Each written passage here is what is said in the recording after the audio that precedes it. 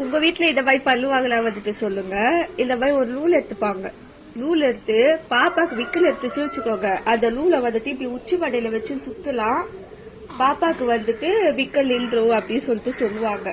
இந்த ஒரு நம்பிக்கை நம்ம ஊர்ல மட்டும் இல்லைங்க, ஆப்பிரிக்கால இருந்து அண்டார்டிகா வரைக்கும் எல்லா கண்ட்ரீஸ்லயும் இருக்குது. பட் ஆக்சுவலா விக்கல் ஏன் வருது ஒரு நியூபார்ன் பேபிக்கு அப்படின்னு பாத்தீங்கன்னா, பெரியவங்க எல்லாம் கூட சொல்லுவாங்க விக்கல் வருது அப்படின்னா குழந்தைக்கு குடல் பெருகுதுன்னு அர்த்தம், குடல் வளருது அப்படின்னு அர்த்தம் அப்படின்னு. இது ஆக்சுவலா ஒரு விதத்துல பார்த்தா சயின்டிபிக்லி கரெக்ட் தான். விக்கலுங்கிறது ஏன் வருது அப்படின்னா, நீங்க ஃபீட் பண்ணதுக்கு அப்புறம் குழந்தையோட வயிறு வந்து ஃபில் ஆகி அந்த ஸ்டொமக் வந்து டயப்ரம் அப்படிங்கிற ஒரு மசில்ல போய் ஹிட் ஆகுது. இந்த டயப்ரமேட்டிக் இரிட்டேஷனால தான் பேபிஸ்க்கு ஹிக்கப்ஸ் வருது. அண்ட் யூசுவலாவே நீங்க பாத்தீங்கன்னா இந்த விக்கல் வந்து ஃபீட் பண்ணதுக்கு அப்புறம் தான் வரும். ஸோ விக்கல் வரும்போது நீங்க தண்ணி கொடுக்கணும் அப்படிங்கிறதும் இல்லை, விக்கல் வரும்போது மறுபடியும் பேபியை ஃபீட் பண்ணணும் அப்படிங்கிறதும் கிடையாது. ஸோ விக்கல் வரும்போது குழந்தைய ஜஸ்ட் அப்ரைட் பொசிஷன்ல போட்டு தோல்ல போட்டு கொஞ்சம் அப்படியே தடவி கொடுங்க, தட்டி கொடுங்க. கொஞ்சம் நேரத்தில் 15 minutes 20 minutes half an hour கூட இருக்கும். பட் அந்த விக்கல் அதுக்கப்புறம் தானா போயிடும். அடிக்கிற வெயிலுக்கு நம்மளுக்கே இவ்வளவு தாகமா இருக்குது, குழந்தை இவ்வளவு விக்கிட்டு இருக்குது, ஒண்ணுக்கெல்லாம் போனா சூடா போகுது, தயவு செஞ்சு குழந்தைக்கு கொஞ்சமா தண்ணி கொடுமா அப்படின்னு யாராவது சொன்னாங்கன்னா தயவு செஞ்சு கொடுத்துறாதீங்க. தாய்ப்பால்ல இருக்கிற நீர் சத்தே குழந்தைக்கு போதுமானது. எக்ஸ்ட்ரா வாட்டர் கொடுக்கறது அவங்களுடைய பாடியில இருக்கிற சோடியம்ல டைல்யூட் பண்ணி அதை அவங்க கிட்னி எக்ஸ்கிரீட் பண்றதே ஒரு பெரிய வேலை. அதனால தண்ணி தயவு செஞ்சு நியூபார்ன் பேபிஸ்க்கு 6 மாசம் வரை கொடுக்கவே கொடுக்காதீங்க. நிறைய பேர் தண்ணி கொடுத்தா இன்ஃபெக்ஷன் வரும், அதனால மட்டும்தான் டாக்டர்ஸ் தண்ணி கொடுக்க வேண்டாம்னு சொல்றோம்னு நினைக்கிறீங்க. அப்படி இல்லைங்க, தண்ணி கொடுக்கறதுனால பேபிஸ்க்கு அவங்களுடைய சோடியம் லெவல் டிராப் ஆகலாம், ஹைப்போநேட்ரீமியா அப்படின்னு சொல்லுவோம். இதனால அவங்க பயங்கர லெத்தாஜிக் ஆகலாம், வாமிட்டிங் வரலாம், இன்ஃபேக்ட் ஃபிட்ஸ் கூட வந்து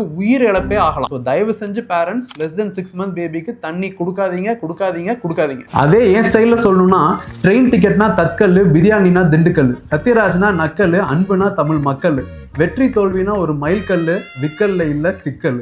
இது வாசனா முத்து நூறு கிளப்பிட்டமா.